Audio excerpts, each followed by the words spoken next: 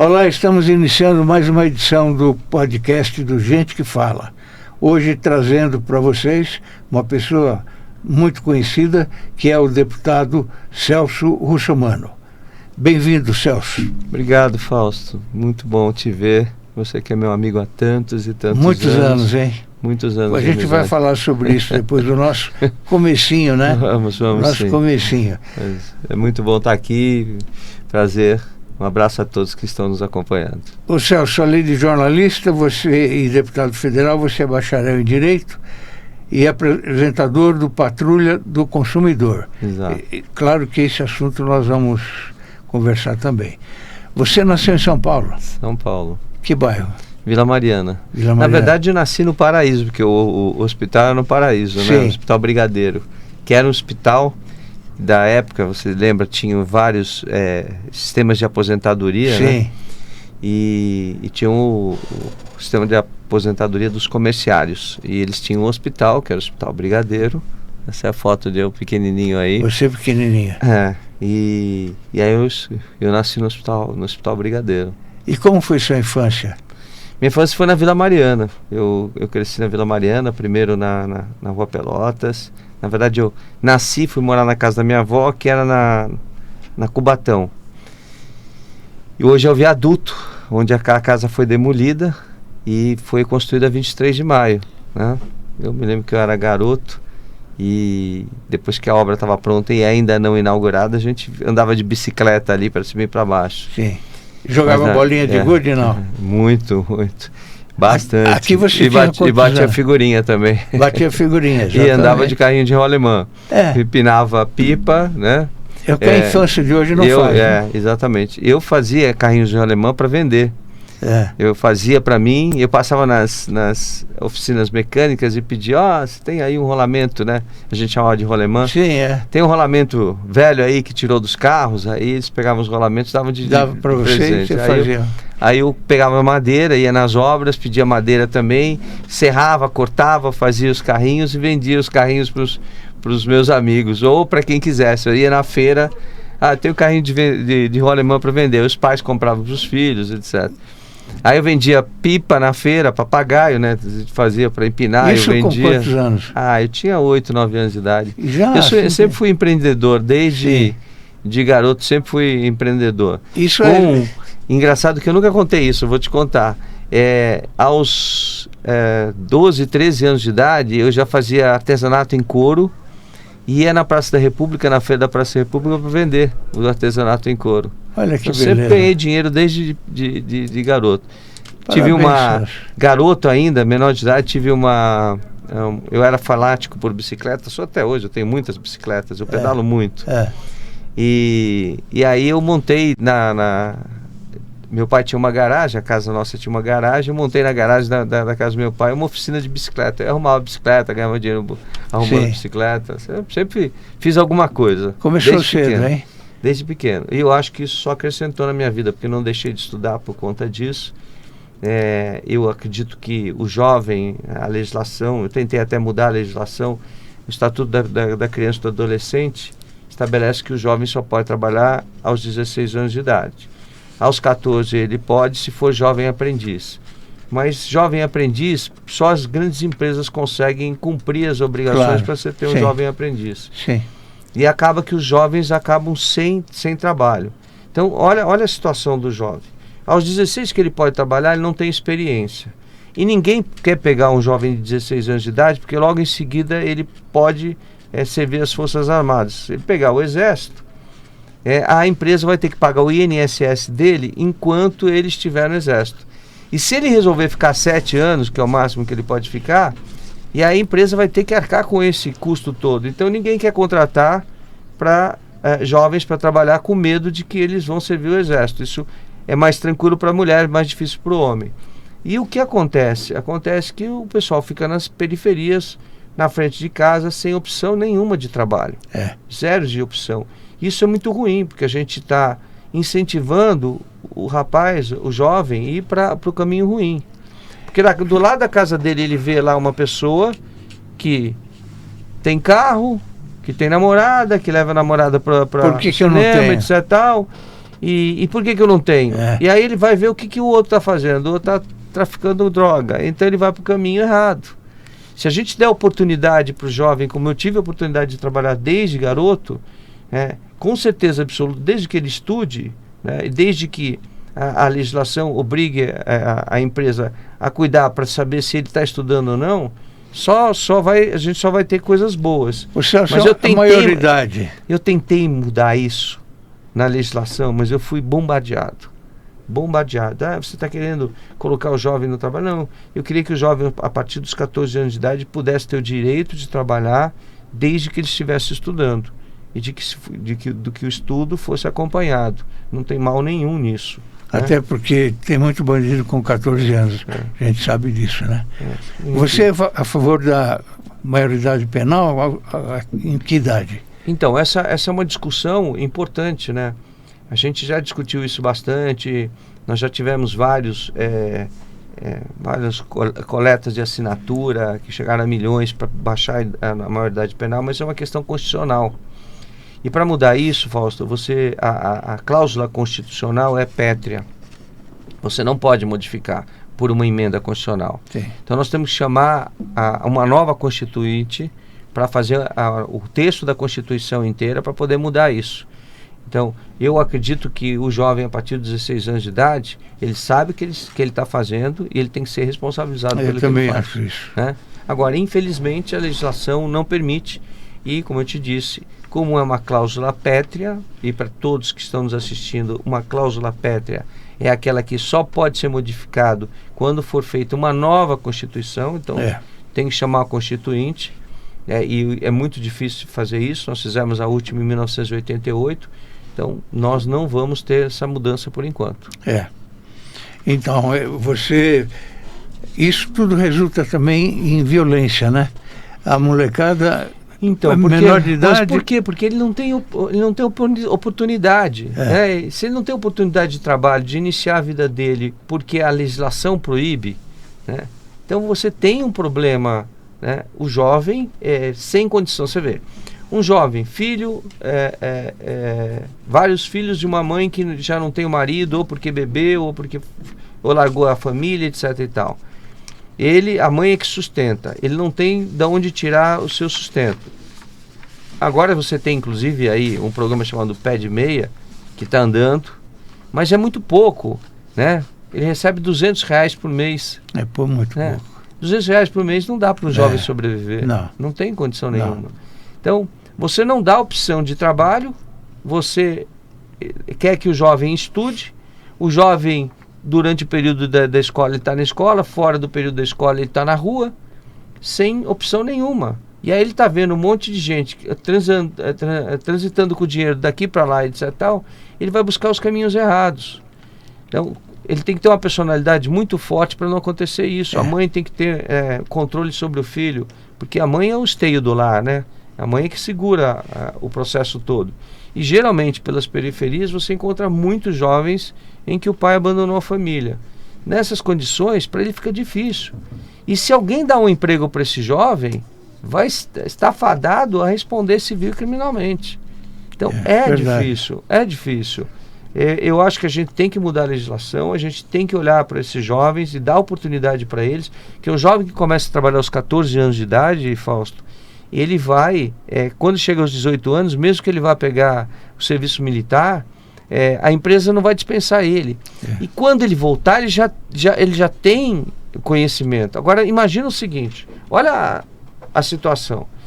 Ele não pode trabalhar até os 16. Quando chega aos 16, ele pode trabalhar, ninguém dá trabalho para ele por causa do serviço militar. Quando ele sai quando ele já foi afastado do serviço militar, né, ou porque serviu, ou porque não vai servir, ele vai procurar emprego, a primeira coisa que pedem para ele é o seguinte: qual é a sua experiência? Ele não tem experiência. Não tem nenhuma. Zero experiência. E aí põe ele sentado na frente do computador e mostra a sua destreza aqui no teclado. Ele não tem. Ele não teve oportunidade, não teve como fazer um curso, ele não teve nada. Agora que as escolas estão tendo aí a condição de ter internet, né, de ter um programa para que o jovem possa ser introduzido no mundo digital. Agora para as escolas públicas. E você vê a diferença da escola pública com a escola privada, né? Na década de 70, você lembra disso, a escola pública era melhor do que a escola privada. E ainda o pessoal dizia assim, você está na escola privada, então você está pagando para passar. Né? Era muito mais difícil. E para você entrar na escola pública, você tinha que fazer, quando você saía do ensino fundamental, que na verdade o ensino fundamental era o primário, era até o 4º ano, para entrar no ginásio, que seria o resto do ensino fundamental hoje, você tinha que fazer um exame de admissão. Se você não passasse, você não entrava. Você não tinha oportunidade de fazer, de prosseguir seus estudos. E o professor ganhava muito bem. Ele era muito bem pago. Hoje é tudo ao contrário. Então, que oportunidade a gente está dando para esses jovens nossos? Muito pouca, infelizmente. E a gente enxerga aí a curto prazo que não vai acontecer absolutamente nada, né? Porque são medidas tão complicadas, como você falou, tem que mexer na Constituição do país. Para a maioridade penal, sim, a partir dos 16, para trabalhar o Estatuto da Criança e do Adolescente, que cada vez que eu tentei colocar a mão lá, eu fui bombardeado pela imprensa. Sim. Que não tem noção nenhuma, Fausto, do que está acontecendo. Porque tem que andar comigo na periferia. Eu ando pela periferia fazendo as reportagens sobre, de direito do consumidor. E aí, quando eu estou na rua, eu estou conversando com os jovens. Eu estou vendo que os jovens precisam. O sonho de um garoto é ter um celular. Ele não consegue ter o celular porque ele não consegue trabalhar. O que ele vai fazer? Então, a sociedade empurra esse jovem para o lado errado. Né? Infelizmente. Voltando um pouquinho à sua história, o seu avô foi prefeito de Peruíbe. Foi. Ele foi seu inspirador para a política? Então, meu avô, ele tem uma história, né, grande. Ele foi o subcomandante da Revolução de 1932. Geraldo Russomano. Exatamente, Geraldo Russomano. Ele foi subcomandante da Revolução de 32. Sim. O comandante da Revolução era o Euclides Figueiredo, pai do ex-presidente Figueiredo. E São Paulo, naquela época, quem não sabe, achava que o governo federal, ou seja, que o Brasil vivia às custas de São Paulo, que São Paulo é que produzia, que São Paulo é que tinha indústria, que gerava empregos e gerava impostos, gerava o PIB do país. Então São Paulo queria se afastar, queria ser independente, um país independente do Brasil. E aí, dentre outras revoluções, porque São Paulo tinha várias revoluções, houve uma revolução de 1932, e meu avô foi um dos líderes dessa revolução. E em determinado momento já não tinha mais munição, porque São Paulo ficou isolado, o Brasil todo contra São Paulo. Aí quando acabou a munição, meu avô e todo o pessoal dele estavam ali na região do Vale do Paraíba. E aí eles inventaram as matracas. O que era matraca, gente? Para quem é um pouco... tem aqueles brinquedinhos de reco-reco que você fica mexendo assim, fica fazendo barulho, né? Às vezes você encontra ainda, hoje em dia, de plástico, antigamente era de madeira. E eles fizeram uma matraca que era mais ou menos o grande, feito com tábuas, então eles giravam e a tábua ficava batendo. E parecia o barulho de uma metralhadora. Pá, pá, pá, pá, pá, pá, pá, pá. Mas era só barulho, gente. Não tinha munição. E eles aguentaram uma semana sem munição. Acabaram perdendo a Revolução em 1932. Então, ele tem uma história que ele conta. Por quê? Contava, meu avô é falecido. Porque o cunhado dele era o comandante da base aérea de São Paulo, que ficava ali em Santana. E ele era o subcomandante da Revolução. Então, ele telefona para o cunhado dele e fala assim: poxa, você vai aderir à Revolução? Ele falou: não, a Força Aérea não vai aderir à Revolução. A Força Aérea tinha sido recém-criada. E os militares da Força Aérea, eles eram oriundos da Marinha ou do Exército, que migraram para a criação da Força Aérea. E ele falou: não, a Força Aérea não vai aderir, né? Eles tinham qualquer coisa em torno de 10, 15 aviões. Mas se os aviões decolassem, né, faziam estrago, acabavam com a Revolução. Aí meu avô falou: bom, já que você não vai aderir, eu vou prender você. E prendeu o próprio cunhado. Prendeu o cunhado. E aí eles ficaram sem se falar uns mais de 20 anos por causa disso. Esse cunhado dele, né, acabou terminando a carreira como brigadeiro da Força Aérea, né? Brigadeiro Cunha.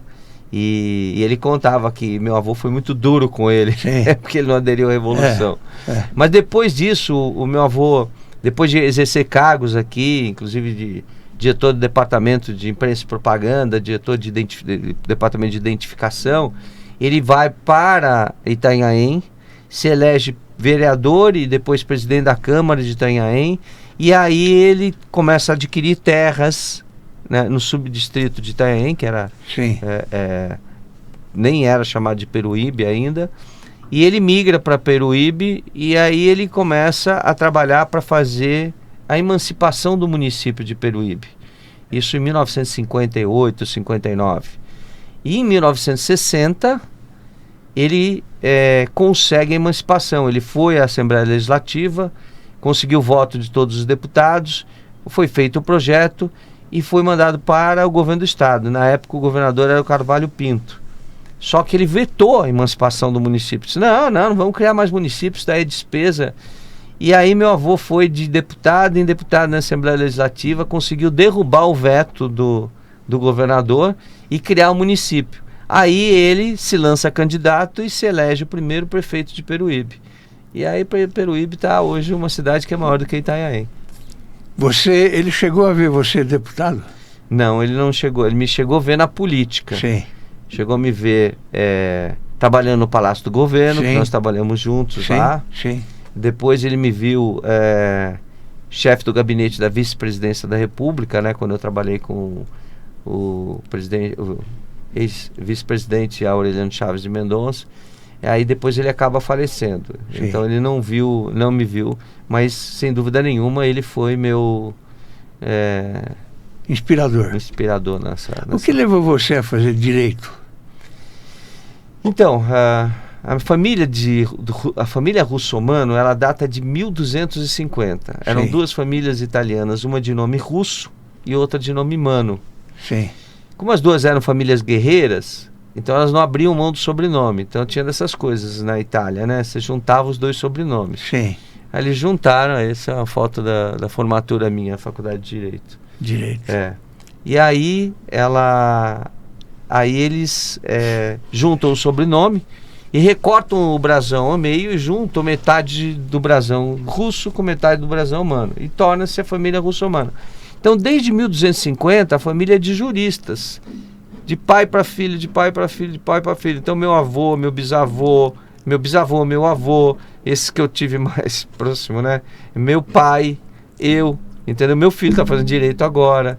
Então vem uma coisa de família, um atrás do outro, um atrás do outro. O russo era por parte de quem? Da mãe ou do pai? O russomano é por parte do pai. Porque minha mãe é nascida no Amazonas, na Amazônia, de uma família, os novos cristãos que vieram que imigraram, né, para Portugal, e de Portugal imigraram para o Brasil, que eram judeus, né, que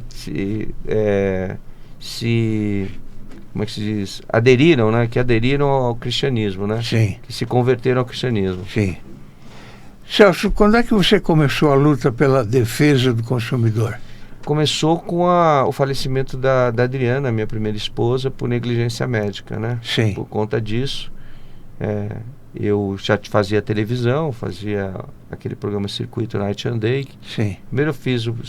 Primeiro trabalhei em rádio, como locutor. Locutor não, repórter. Sim.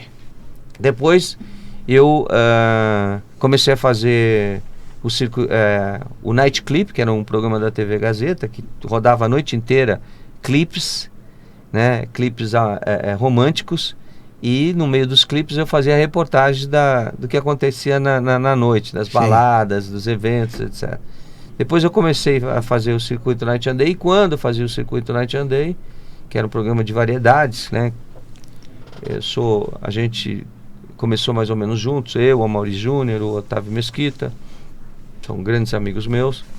E aí a gente até trocava, um entrevistava o outro nas noites, né? A gente ia a gente chegava numa inauguração de uma balada, tava eu, ele, tava os três, né?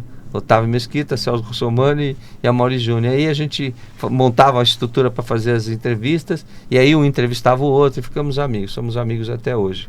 Eles são pessoas maravilhosas.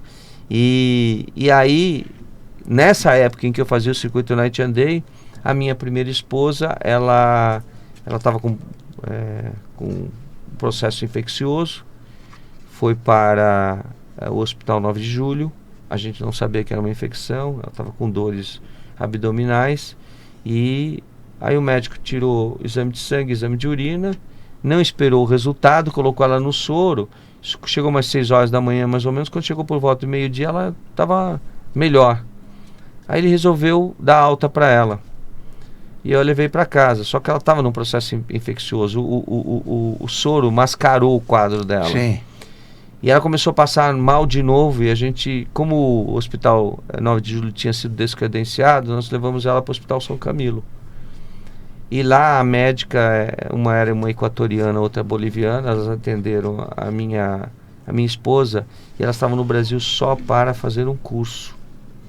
Elas não podiam exercer medicina, então elas não conseguiram identificar um processo infeccioso, apesar da minha mulher ter chegado praticamente chocada, com 0/20. Você teve filhos com ela? Tive, tenho uma filha. Uma filha. E ela acabou falecendo, indo a óbito por negligência médica, e foi por isso que eu comecei a defender o consumidor. Primeiro a minha história, depois mais 20 casos que aconteceram no mesmo hospital, aí posteriormente em outros hospitais.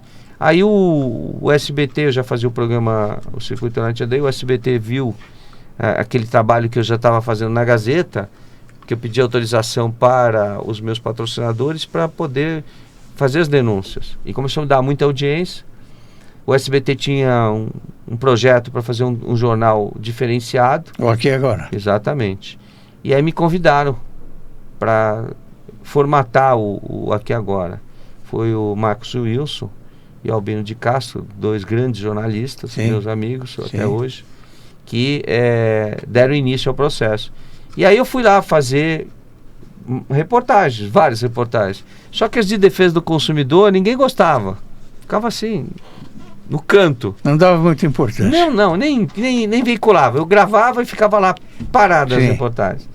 Aí um belo dia a audiência não estava muito boa, no começo do Aqui Agora, porque o Aqui Agora explodiu de audiência depois, né? Aí o Albino vira e fala para o Amaury, que hoje está na Globo, assim: Amaury, ele era o produtor, pega uma daquelas matérias que o Celso Russomani fica me perturbando aqui o tempo todo para eu colocar no ar, pega lá e coloca no ar. Ele falou: eu tenho as matérias, mas não estão editadas, tem 20 minutos, mas sem edição. Eu falei: põe sem edição mesmo esse negócio no ar. E aí quando colocou no ar, Fausto, explodiu a audiência, sim, começou a subir que nem uma escadinha. Sim. E aí ele falava assim, cada vez que a audiência não estava boa, pega aquelas matérias do Celso Russomani e põe no ar. E aí começou a pegar essa história de fazer matérias de defesa do consumidor. Aí tinha aquela cena sua com a câmera e berrando no hospital. Foi. Me lembro muito bem disso. Essa cena, esse dia foi o dia que a minha mulher faleceu. Foi, sim, a partir daí que começou a chamar atenção. Sim. Porque o que aconteceu? Eu estava dentro do hospital, não tinha médico.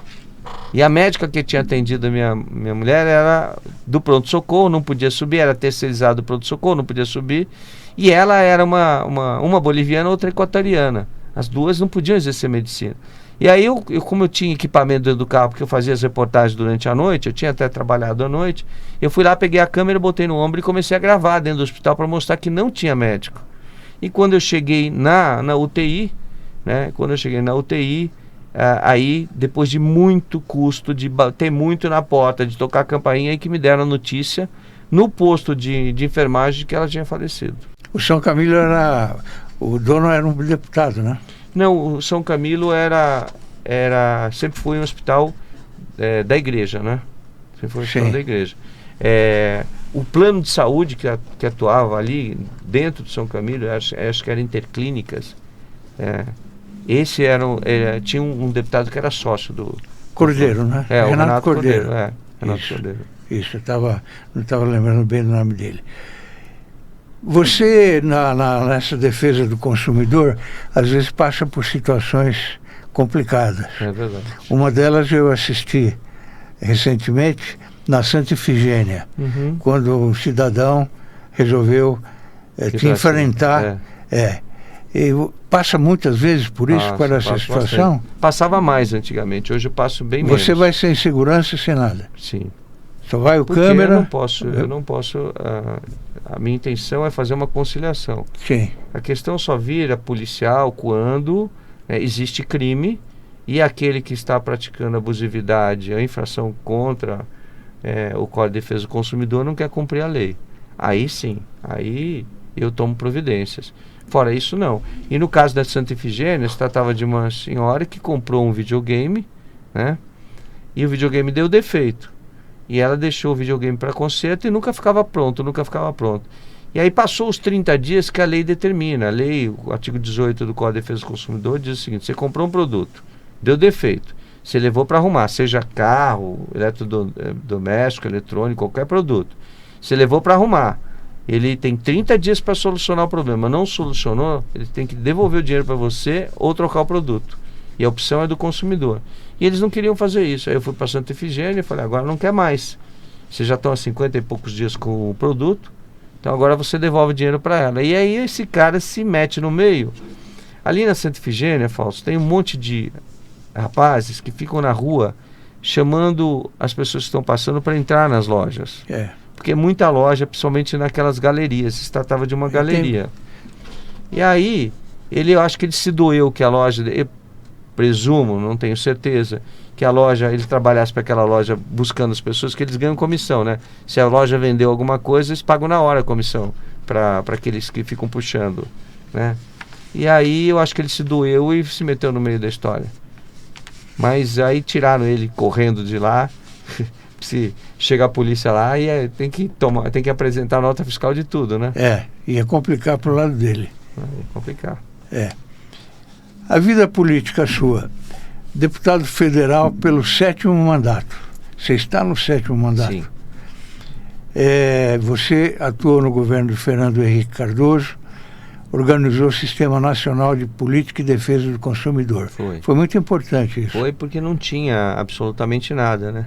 Hoje nós temos a Secretaria Nacional de Defesa do Consumidor, nós temos o Departamento de Proteção e Defesa do Consumidor do Ministério da Justiça, nós temos todo o Sistema Nacional de Defesa do Consumidor, que veio através do Decreto 861, que fui eu que redigi para o governo na época, para o presidente Fernando Henrique Cardoso. E aí eu organizei o Sistema Nacional de Defesa do Consumidor, que hoje funciona muito bem. Você tem os PROCONs municipais, os PROCONs estaduais, você tem o Departamento de Proteção e Defesa do Consumidor do Ministério da Justiça, Secretaria Nacional de Defesa do Consumidor, você tem os Ministérios Públicos de Defesa, especialistas em defesa do consumidor, você tem as delegacias especializadas em defesa do consumidor, você tem o Inmetro espalhado por todo o Brasil, você tem os IPENs, aqui em São Paulo, por exemplo, a gente tem o IPEN e outros estados também, que é o Instituto de Peso e Medida, que é coligado, ou seja, que é filiado ao sistema do Inmetro. Então, você tem todo o arcabouço, as vigilâncias sanitárias, para fazer com que o consumidor seja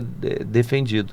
E tudo isso foi criado, né, na década de 90, quando o Fernando Henrique era presidente, eu tive a honra de poder construir esse processo.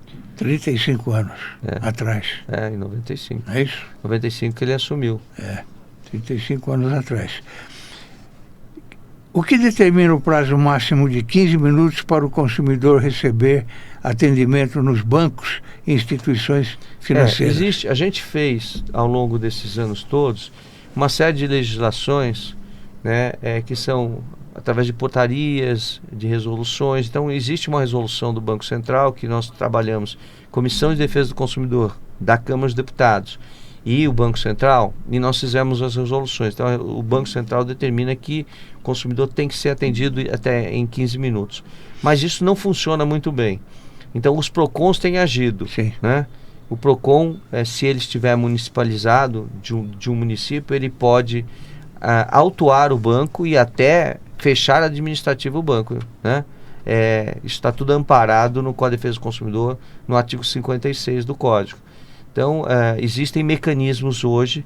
Os bancos, agora, gente, essas filas, esses problemas estão diminuindo bastante, porque está tudo sendo digitalizado, né? Tem bancos que são são fintechs, que coloca o nome de banco, mas não são bancos, mas tem vários produtos como os bancos têm, que são digitais. E os bancos, propriamente dito, os 5 maiores bancos do país, que é o Itaú, o Bradesco, o Banco do Brasil, a Caixa Econômica, tá faltando um, o Itaú, o Santander.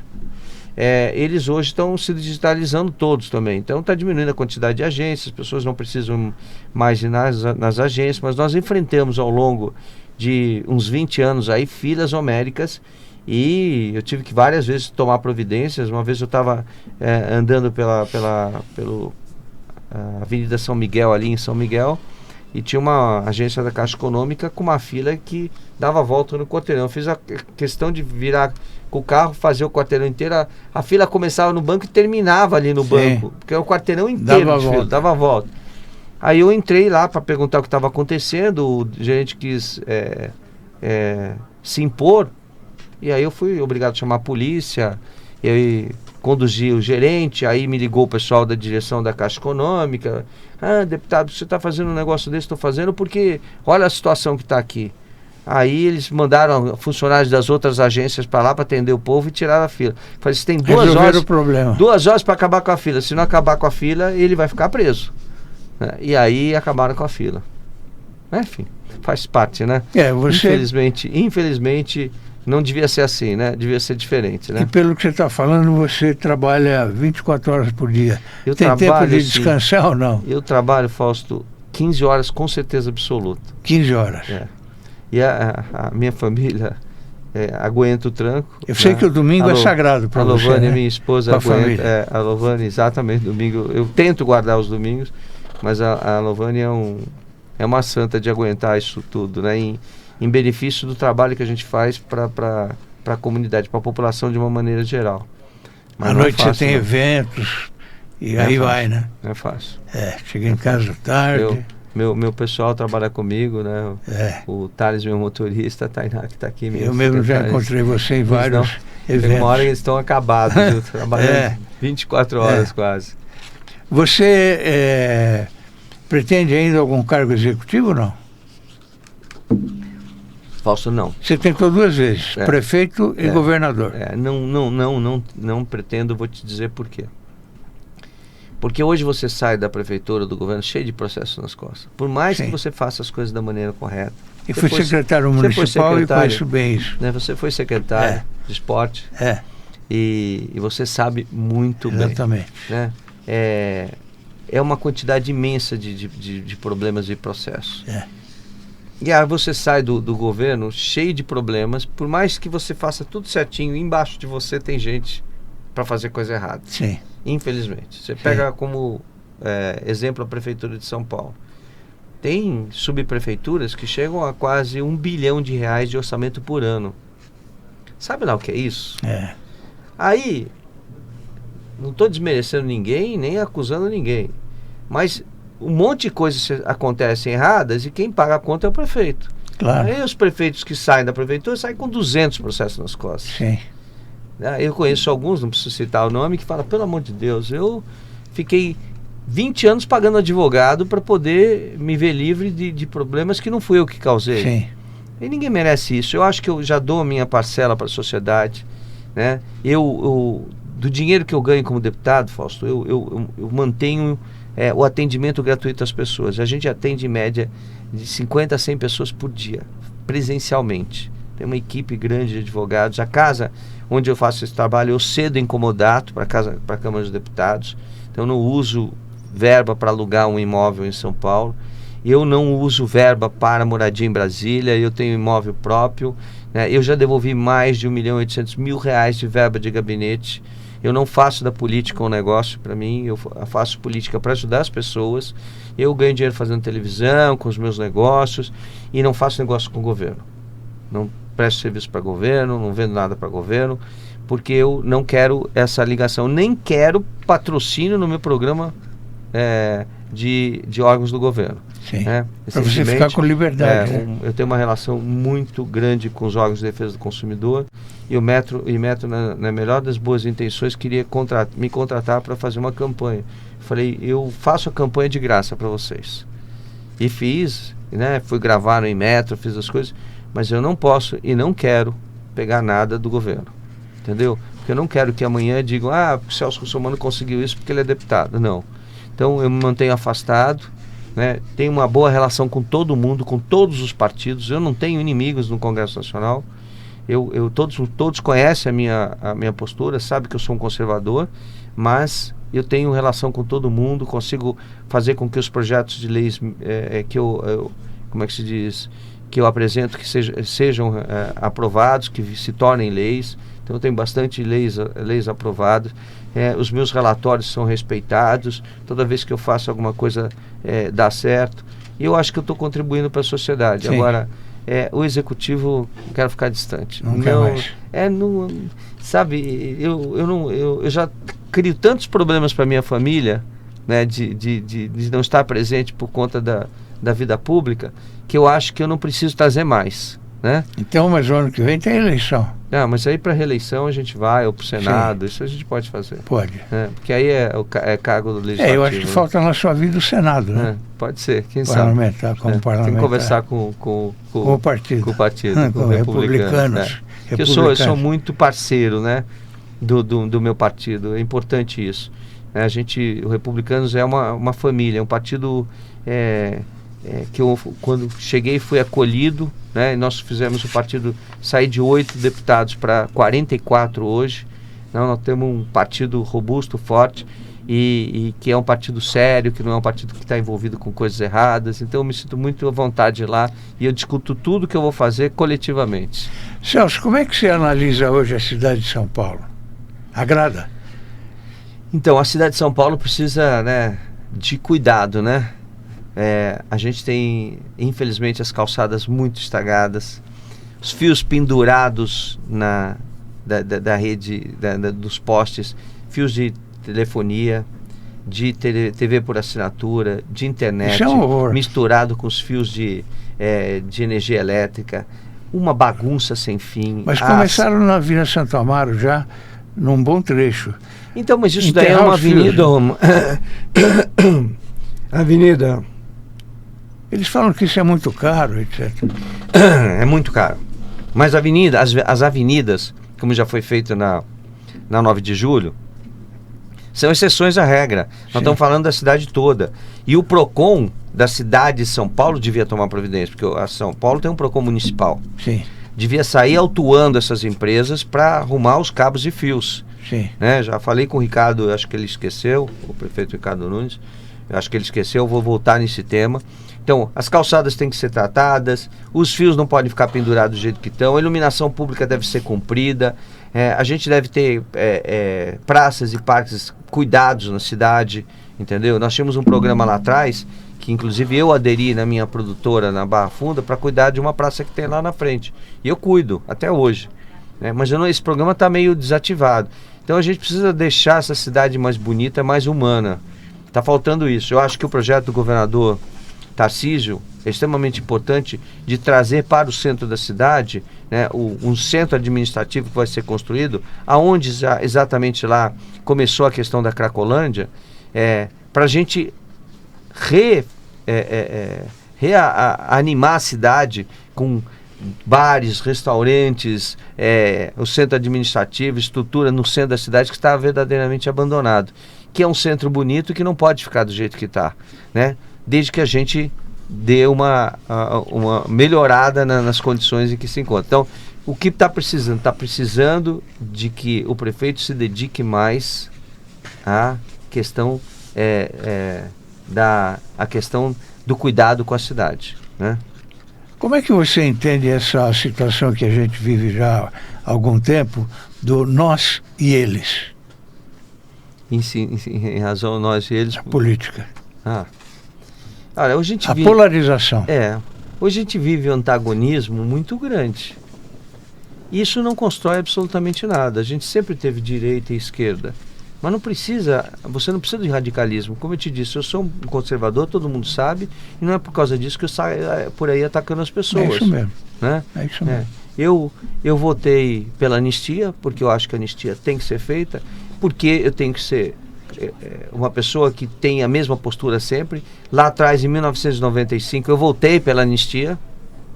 Então, se a anistia foi dada para a esquerda, tem que ser dada para a direita também, né?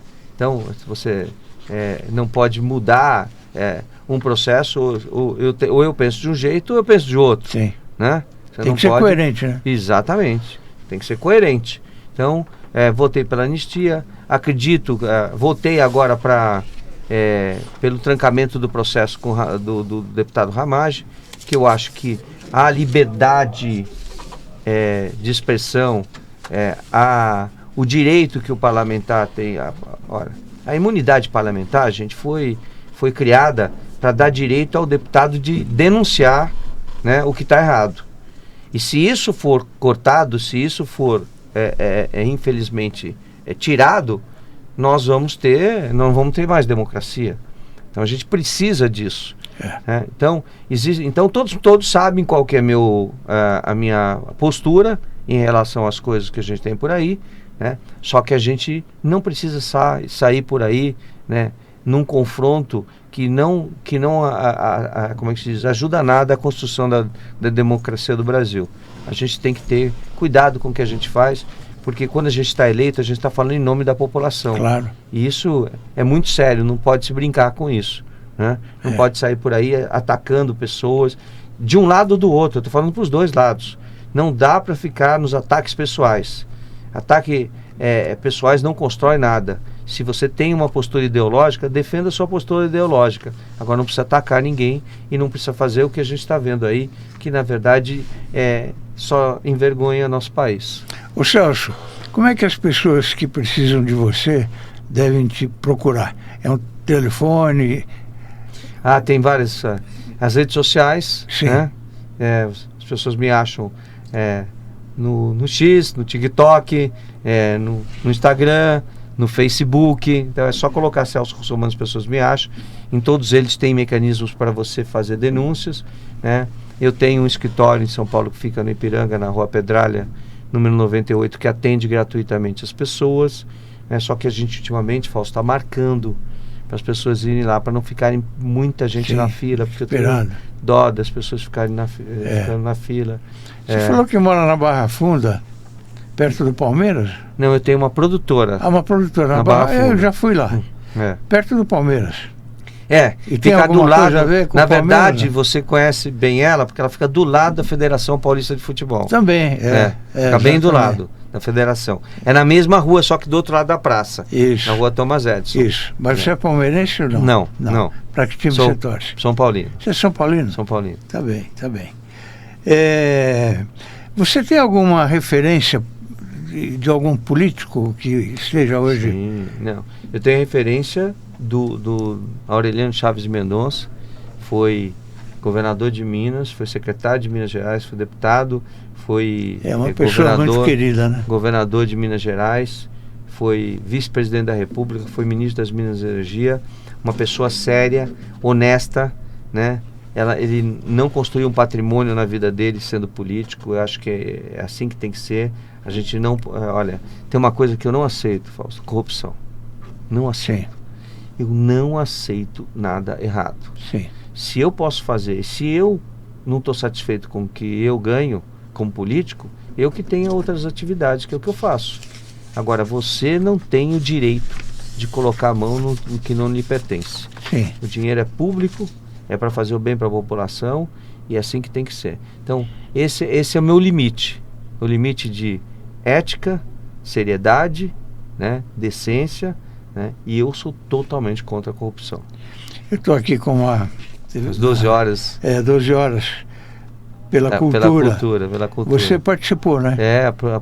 Eu, inclusive, fiz uma emenda para apoiar esse projeto, um projeto importantíssimo. A gente tem que trabalhar pela cultura do Brasil. Ministério da Cultura, Governo Federal, com Brasil TV. Exatamente. E também a TV aberta também deve estar. São 12 horas, numa jornada só pela cultura, para discutir as questões culturais do Brasil, que são importantes. Quem não tem cultura não tem história, né? É lógico. É a mesma coisa que quem tem barriga, quem não tem barriga também não tem história, né? A gente tem que preservar a cultura, começando pelos livros, trabalhando as peças teatrais. Você tem vários livros? Tenho. Cite algum deles. Aí eu tenho várias coletâneas de defesa do consumidor, várias cartilhas de direito do consumidor. Eu tenho um livro chamado Você Merece o Melhor, que esse é um livro de... Esse aí, o Guia do Consumidor. Guia do Consumidor.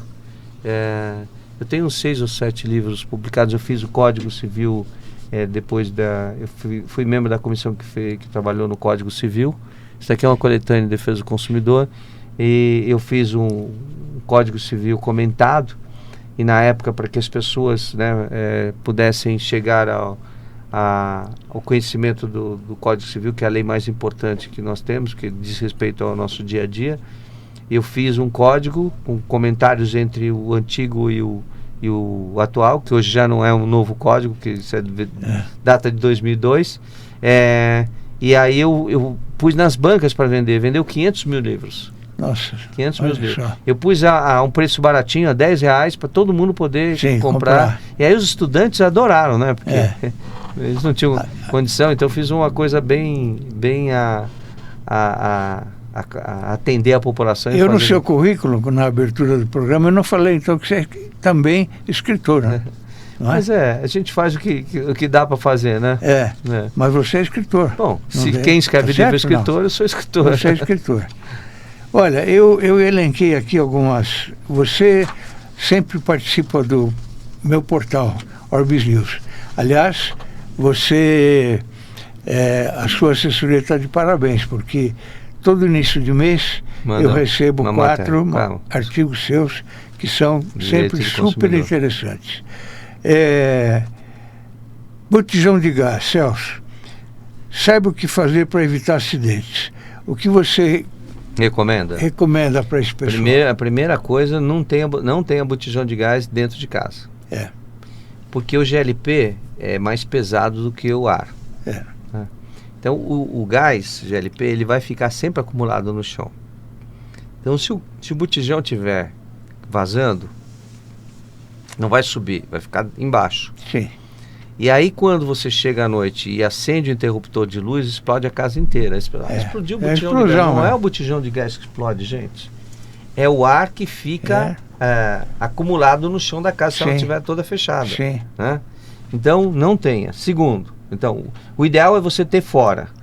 Mas eu moro numa casa simples, eu não tenho condição de ter do lado de fora. Então você tem que tomar alguns cuidados. Primeiro, toda vez que você for comprar botijão de gás, eu fiz isso, eu cheguei a aprender uma quantidade imensa de botijões de gás em várias distribuidoras, porque eles não tinham requalificação, não tinham manutenção, eles não estavam pintados, estavam todos sujos, enferrujados, eles não tinham o lacre. Então eu obriguei, através da legislação, que o botijão tenha manual de instrução, vem junto ali em cima do lacre, vem em plástico, que o botijão esteja pintado, decentemente pintado, que seja feita a manutenção do botijão e que ele tenha requalificação, para que você não corra risco. Então não pegue um botijão amassado, não pegue um botijão que está descascado, sem pintura. Procure as distribuidoras, né, onde o botijão tem lacre, o lacre está ali, você que arrebenta o lacre para usar, porque senão eles tiram uma parte do gás de dentro do botijão e você vai acabar... Tem que ser empresas idôneas, né? Exatamente. Então, nós obrigamos a fazer... para você ter uma ideia, 40 milhões de botijões serem destrocados no Brasil. Então o que acontecia? Uma pessoa vinha do Nordeste para São Paulo, trazia o botijão na bagagem, aí começava a encher o botijão aqui em São Paulo pelas distribuidoras. Então ninguém queria fazer manutenção, ninguém queria fazer pintura dos botijões, porque não era da marca deles, né? O dono da marca que faz. Então eu obriguei a destroca. Nós fizemos centros de destroca de botijão de gás que funciona até hoje. Obrigamos a todos fazerem as destrocas. Ninguém pode ficar com o botijão que não é seu. Então, faz a destroca e é obrigado a cuidar desse botijão e fazer manutenção. Mas para isso tem uma história interessante. Na época, quem liderava o sistema de distribuição de gás era um senador chamado Onofre Quinan, que era de Goiás. E aí eu fui para a reunião com todos os distribuidores e disse, olha, ou vocês vão fazer os centros de destroca, ou nós vamos começar a prender todos os botijões de gás em fiscalizações com a Agência Nacional do Petróleo e com os PROCONs. Aí o senador Onofre Quinan, na época, ele já falecido, disse para mim assim, e quem vai pagar isso? Eu falei, isso é uma responsabilidade de vocês. Como é que vocês põem um produto que leva à morte das pessoas? Eu tinha feito um levantamento com os corpos de bombeiros e nós descobrimos que tínhamos 5 acidentes de botijão de gás por dia com vítima no Brasil, espalhados pelo Brasil todo. Nós vamos acabar com essa estatística que eu falei. Ele virou para mim e falou assim, nós é que vamos marcar? Eu falei, é claro, é responsabilidade de vocês. Como é que vocês colocam um produto no mercado que não tem segurança?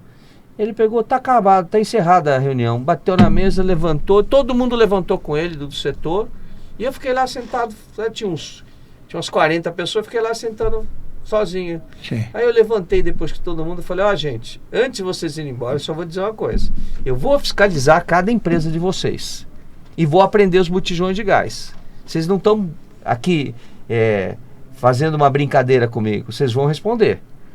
E aí marquei para a semana seguinte já a primeira fiscalização na Onogás, em Brasília. E fui lá e aprendi mais de 200 botijões de gás. Prendi o chefe da segurança, porque ele não queria deixar a fiscalização entrar. Diz que lá quem mandava era o senador. Eu falei, e aqui quem manda sou eu, né, porque tem uma fiscalização.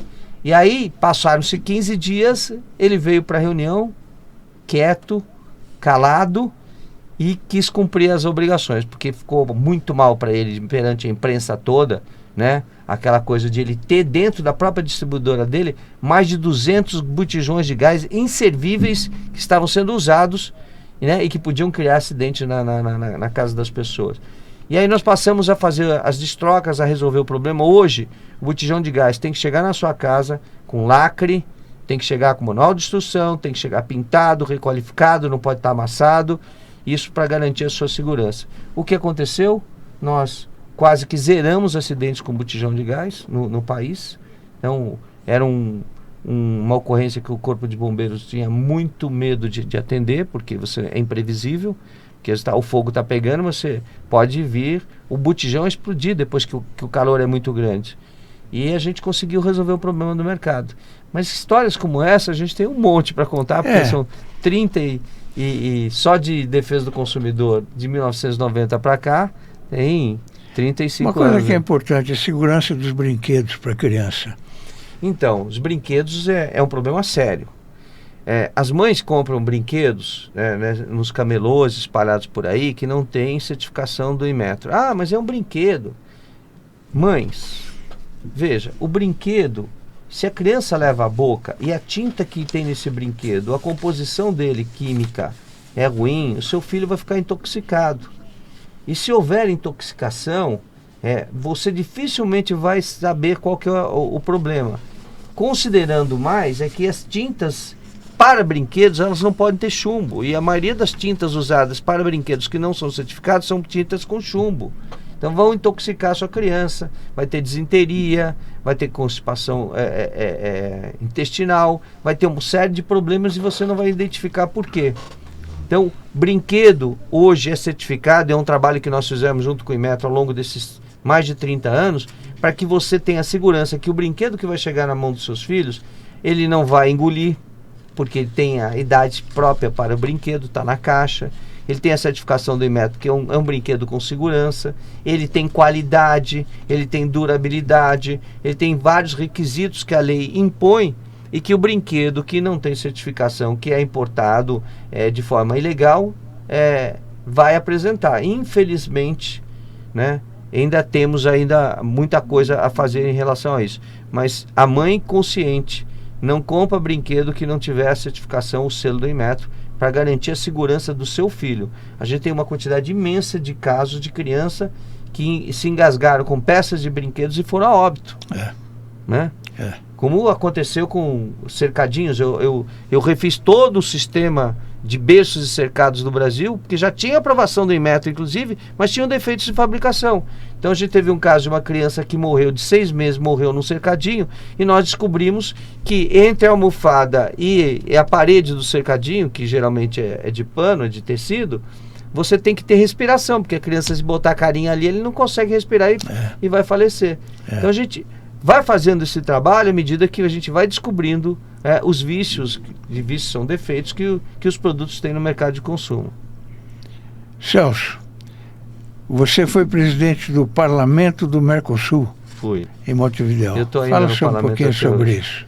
Então, eu cheguei no parlamento do Mercosul, não era nem parlamento ainda, era a comissão interparlamentar. Era uma comissão que integravam os parlamentos dos países que estavam formando o bloco, inicialmente Brasil, Argentina, Paraguai e Uruguai.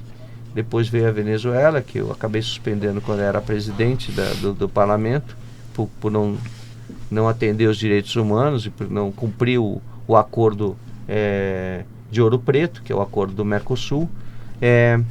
E desde então a gente vem trabalhando. Em 2011 a gente criou o Parlamento do Mercosul, e o parlamento é presidido pelos países que fazem parte do bloco, né? Então, já em determinada situação, eu era o vice-presidente pelo Brasil, são 4 vice-presidentes, são 5 agora vice-presidentes, e esses vice-presidentes, eles assumem a presidência, né, quando o país é que está no comando do parlamento.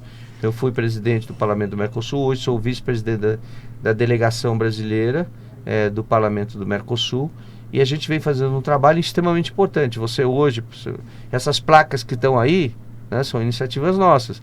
Por que tem placa do Mercosul, Celso? Para a população saber que existe um bloco e que você pode transitar nesses países sem passaporte, com a sua carteira de identidade. Sim. Você pega a sua carteira de identidade, você vai para o Uruguai, vai para o Paraguai, vai para a Argentina, vai para a Bolívia, que acabou de entrar no Mercosul, sem precisar de um passaporte. Que você tem trânsito com o seu carro nesses países, que existe uma série de coisas, como, por exemplo, você pode trabalhar em algumas categorias de trabalhadores, você já pode trabalhar em outros países. Por exemplo, na cidade da minha mulher, em Três Passos, lá no Rio Grande do Sul, o pessoal está a 40 quilômetros da Argentina, o pessoal sai da província de Misiones e vai trabalhar num frigorífico da JBS no Brasil. E agora eu acabei de aprovar um acordo para arquitetos, agrimensores, engenheiros agrícolas, e poderem trabalhar nos países vizinhos temporariamente, né, por 2 anos, renovados para mais 2 anos. Então a gente está fazendo de fato um bloco, como é o bloco da União Europeia, né, que ajuda a gente. Aí você fala, mas poxa, Celso, o que ajuda a gente estar num bloco? O Brasil está num bloco. Se a gente não tivesse num bloco, a gente não teria bons preços nas negociações de taxas com os outros países. Veja que os Estados Unidos taxou todo mundo e o Brasil foi, o bloco do Mercosul, não é o Brasil, o bloco do Mercosul foi o menos taxado de todos, porque nós somos um bloco. E um bloco com mais de 300 milhões de pessoas é respeitado no mundo, porque é um bloco que também consome, além de vender, também consome. Então você não está falando com um país só, você está falando com vários países. E isso só acrescenta a economia do nosso país. Então é bom para o Brasil e é bom para você ter opções de trabalho e de circulação nos países vizinhos do bloco do Mercosul. Estatuto do Torcedor, você foi relator. Fui relator do Estatuto. Criamos a penação, inclusive, para os torcedores que não cumprem suas obrigações. Porque a gente chega no estádio, a gente tem um monte de direitos, né? Sim. Mas a gente tem que ter um dever também. Respeitar, né, o torcedor do outro time de futebol. A gente tem que respeitar as pessoas. E aquele que não respeita está sujeito às sanções da lei. O Celso, se você estiver no restaurante com a sua família aos domingos, chegar uma pessoa para pedir o seu autógrafo, como é que é o seu comportamento? Eu levanto, eu posso estar mastigando, comendo, eu dou atenção. Sim. Sempre eu dou atenção. E você na rua é super conhecido, né? Sempre dou atenção, tiro foto com todo mundo. Já houve a época de mais autógrafos, hoje são menos autógrafos e mais selfies e fotos. É verdade. Mudou um pouco isso. Mas eu dou atenção porque a pessoa espera de você o que ela vê na televisão. Sim. Né? Se ela gosta de você, ela gosta gratuitamente. Então não importa se você está com dor de barriga ou não, você tem que dar atenção. Olha, e você que nos assistiu, viu que todo político tem o lado positivo. E o Celso Russomano é um deles. Aliás, eu não vejo nada negativo nele, só positivo. Trabalhador, ele é dono, promoveu vários projetos de lei importantíssimos para a cidadania da cidade ou do estado nosso. Das pessoas, né? E Celso, eu fiquei muito feliz com a sua presença aqui. Você falou para a TV Câmara, YouTube, Orbis News, eu vou colocar também a sua entrevista no Orbis News. Estou vendo tecnicamente como é que isso é possível, né? E é isso, eu fiquei muito feliz realmente com a sua presença. Obrigado, viu? meu amigo. Eu que agradeço o carinho, a amizade que a gente tem há tantos anos. Pois é. Continua contando comigo e com as matérias que você publica, que todo mundo elogia. Muito obrigado. Bom. Você volte sempre que quiser aqui, tá bom? Obrigado, amigo. Um abraço. Um abraço a quem esteve conosco esse tempo todo aí. Muito obrigado pela atenção e amanhã estaremos de volta aqui novamente. Um abraço.